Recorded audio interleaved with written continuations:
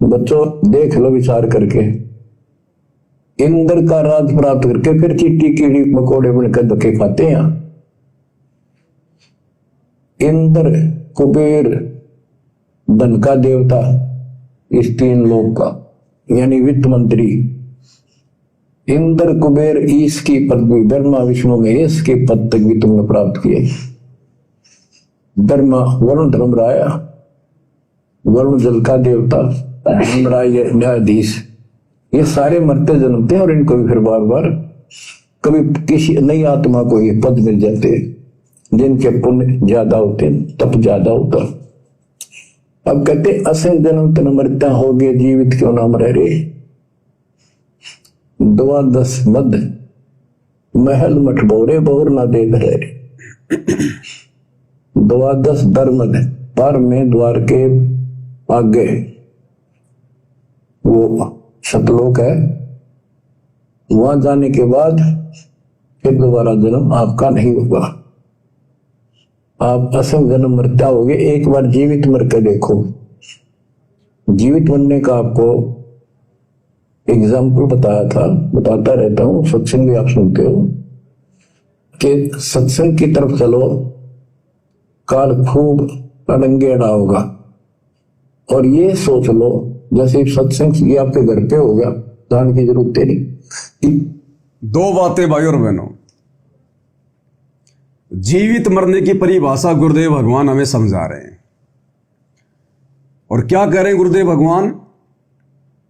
जीवित मरना क्या है? जब आप सत्संग की तरफ चलो तो काल 100 बाधाएं उत्पन्न करेगा। अब हम भगत भाई बहनों ने केवल यही मतलब निकाल लिया कि सत्संग की तरफ चलने का मतलब है जब हम आश्रम में जाते हैं सत्संग सुनने के लिए, उसके लिए कह रहे हैं गुरुजी। नहीं, आज कहां जाओगे सत्संग सुनने? आज कहां गुरुजी आश्रम में बैठ के कर रहे हैं सत्संग? फिर गुरुजी आज क्यों कह रहे हैं ये बात कि जब आप सत्संग के लिए चलोगे? गुरुजी तो हिसार जेल में बैठे हैं। अगर गुरुजी सत्संग भी करेंगे तो हिसार जेल में करेंगे ना। इन आश्रमों में कहां हो रहे फिर सत्संग? इनमें तो मान लो डीवीडी चलती है, सीडी चलती है, और वो भी ढंग से नहीं चलती आजकल। तो वो डीवीडी सीडी तो आपके घर पे भी है, आपके मेमोरी कार्ड में भी सत्संग है, यूट्यूब पर मोबाइल में भी है। हमने समझना पड़ेगा। इसी को कहते हैं तत्व भेद एक न्यारा। तो गुरुदेव ने अभी भी जो बात कही ना, एक बार फिर से सुन लीजिए थोड़ी सी, कि जीवित मरना क्या है। जैसे आप सत्संग के लिए चलते हो तो सुनना ध्यान से। कि सत्संग की तरफ चलो, काल खूब अड़ंगे अड़ा होगा। सत्संग की तरफ चलो तो काल खूब अड़ंगे अड़ावेगा। अब सत्संग की तरफ चलने का मतलब यह नहीं है कि आश्रम की तरफ, आश्रम में सत्संग सुनने के लिए जाते हैं उसके लिए कह रहे हैं गुरुदेव। सत्संग का मतलब है जब आप सच्चाई के रास्ते पर चलोगे, जब आप सत्यता को अपनाने की सोचोगे, आप सत मार्ग पर चलने का प्रयास करोगे। और सत मार्ग पर कैसे चलेंगे? गुरुजी ने हमें जो भक्ति बता दी है और जो मर्यादाएं हमें गुरुजी ने बता दी हैं, जो समाज की परंपराओं से हटकर हैं, समाज की व्यवस्थाओं से हटकर हैं, जब हम गुरुजी की भक्ति में मर्यादाओं में रहकर आगे बढ़ने का साहस करेंगे, हिम्मत करेंगे, सच्चाई पर आगे चलने की सोचेंगे, सत्संग में आगे बढ़ने की सोचेंगे। सत्संग में आगे बढ़ने का मतलब है मर्यादाओं के साथ में भक्ति पे आगे बढ़ना। तो काल 100 रोड़े अटकाएगा। आपका पति आपका दुश्मन बन जाएगा, आपकी पत्नी आपकी दुश्मन बन के खड़ी हो जाएगी जो अनपदेशी हैं। किसी के सास ससुर रोड़ा अटकाएंगे, किसी के माता पिता रोड़ा अटकाएंगे। काल 100 प्रकार की बाधाएं उत्पन्न कर देगा। तो सत्संग की तरफ आगे बढ़ने का मतलब है इस भक्ति मार्ग पर मर्यादाओं के साथ आगे बढ़ने की सोचना, हिम्मत करना। गुरुदेव केवल आश्रम वाले सत्संग की बात नहीं कर रहे, क्योंकि यह बात बोल के फिर गुरुदेव ने आश्रम वाले सत्संग को रिजेक्ट कर दिया। और गुरुदेव कह रहे हैं जैसे अब आपको कहीं जाने की जरूरत ही नहीं है, घर बैठे सत्संग सुनो। क्या कह रहे गुरुदेव? अब आपको कहीं जाने की जरूरत नहीं है, घर बैठे सत्संग सुनो। सुन लो ध्यान से एक बार। जीवित बनने का आपको एग्जाम्पल बताता रहता हूँ, सत्संग भी आप सुनते हो। नंबर 1 कि सत्संग की तरफ चलो, काल खूब अड़ंगेड़ा होगा। नंबर 2 और ये सोच लो जैसे सत्संग ये आपके घर पे हो गया, घर पे हो जाने गया। की जरूरत नहीं। क्या कह रहे गुरुदेव? अब जैसे सत्संग आपके घर पे ही हो गया, आपको कहीं जाने की जरूरत नहीं है। ध्यान से सुन लो। सोच लो जैसे सत्संग ये आपके घर पे हो गया, जाने की जरूरत नहीं। इसमें स्पष्ट कर दिया गुरुदेव ने कि सत्संग की तरफ आगे बढ़ने का मतलब केवल ये नहीं है कि आश्रमों की तरफ हम जाएंगे सत्संग सुनने के लिए तो काल रोड़े अटकाएगा। वो तो गुरुदेव ने रिजेक्ट कर दिया कि जैसे अब सत्संग तो आपके घर पे हो गए, कहीं जाने की जरूरत नहीं है।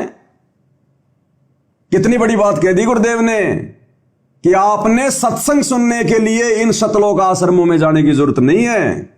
ये संकेत कर दिया परमात्मा ने। समझदार को संकेत काफी है। इसको कहते हैं तत्व भेद एक न्यारा रे साधु भाई, तत्व भेद एक न्यारा। और समझेगा कोई गुरुमुख प्यारा, जो परमात्मा की विशेष आत्मा होंगी, वही इन विशेष संदेशों के संकेतों को समझेंगी। तो गुरुदेव कह रहे हैं जब आप सत्संग के लिए आप चलोगे तो काल 100 से रोड़े अटकाएगा। यानी जब आप ज्ञान को आधार बनाकर मर्यादाओं में रहकर संघर्ष करते हुए भक्ति को सफल करने की तरफ आगे बढ़ोगे तो काल बड़े रोड़े अटकाएगा। जैसे हम सत्सेवक भाई बहन साध संगति से जुड़कर अपने ही गुरु को परमात्मा मानकर हम लोगों ने घर घर भोग लगाना शुरू किया। गुरुदेव की आरती उतारने के लिए पूजा की थाली हमने घर घर भेजनी शुरू की। भाई बहनों ने आरती उतारनी शुरू कर दी है। एकमात्र अपने गुरुदेव का फोटो अपने घर पे रखना, बाकी सबकी फोटो हमने हटा दी है। तो काल कितना जोर लगा रहा है, कितना साध संगतियों का विरोध करवा रहा है। हमारे को गुरुद्रोही तक साबित करवा दिया, गुरुद्रोही तक, कि ये तो गुरुद्रोही है, गुरुद्रोही। गुरुजी ने मिशन से निकाल दिया है। ये जोर कौन लगा रहा है? काल। क्यों? क्योंकि हम सत्संग की ओर आगे बढ़ रहे हैं, हम सच्चाई की ओर आगे बढ़ रहे हैं, हम सत भक्ति मार्ग पर आगे की ओर बढ़ रहे हैं। और गुरुदेव ने आगे कह दिया बच्चों अब सत्संग सुनने के लिए कहीं जाने की जरूरत नहीं है। अरे सोशल मीडिया क्यों दिए भगवान ने? ये विज्ञान किस लिए दिए भगवान ने?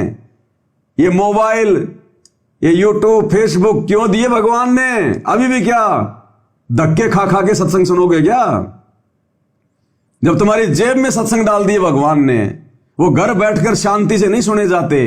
बकवाद करने के लिए इन शतलोक आश्रमों में जाओगे तुम, और वहां तुम क्या सत्संग सुनते हो तुम्हारे को अच्छे से पता है।